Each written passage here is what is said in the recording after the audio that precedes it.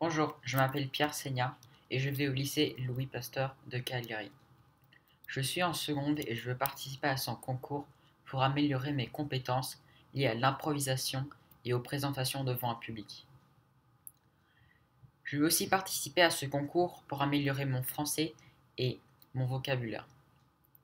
J'ai participé à ce concours l'année dernière, j'ai été qualifié pour aller à Toronto, mais le voyage a été annulé à cause de la pandémie. Je suis donc heureux et content que le concours ait recommencé cette année, même s'il est en ligne. Tout d'abord, l'égalité est un concept qui veut promouvoir l'absence de toute discrimination entre les êtres humains. Tous les citoyens d'un pays ont les mêmes droits et devoirs sous la loi. Tous les hommes sont égaux.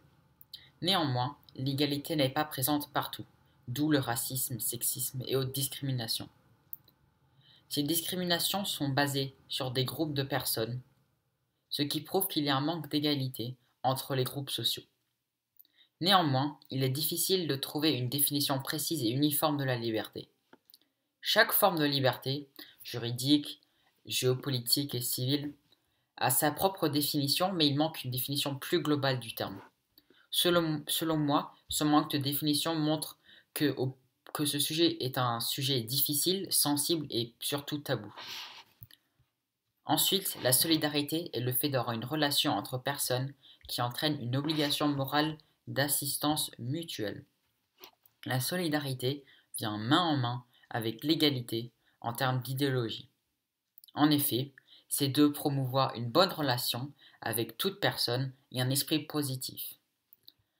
Aujourd'hui, la solidarité est plus que jamais importante car chaque personne se retrouve face à une situation complètement différente et unique qu'elle n'avait jamais vécue avant.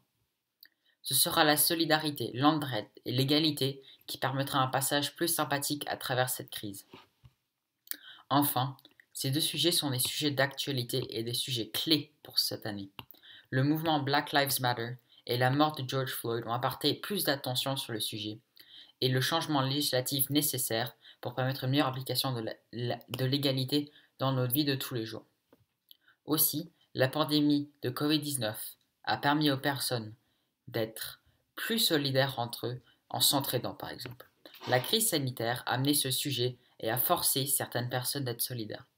D'abord, des personnes peuvent dire qu'elles ne sont pas forcément solidaires, que leurs actes ne sont pas euh, pointés vers la solidarité, mais leurs actes sont importants, même s'ils sont petits. Par exemple, des actes comme donner des vêtements aux personnes en difficulté ou inviter des gens à dîner à l'extérieur s'ils ont le droit sont des actes de solidarité importantes, même s'ils ne sont pas perçus comme cela, car ils permettent d'améliorer la vie de certaines personnes tous les jours avec leur santé mentale pour les dîners ou la santé financière des personnes en difficulté avec les vêtements. Il y a aussi des actes qui semblent moins essentiels, plus petits, mais ils sont très importants aussi pour les personnes qui les reçoivent, comme par exemple appeler ses grands-parents.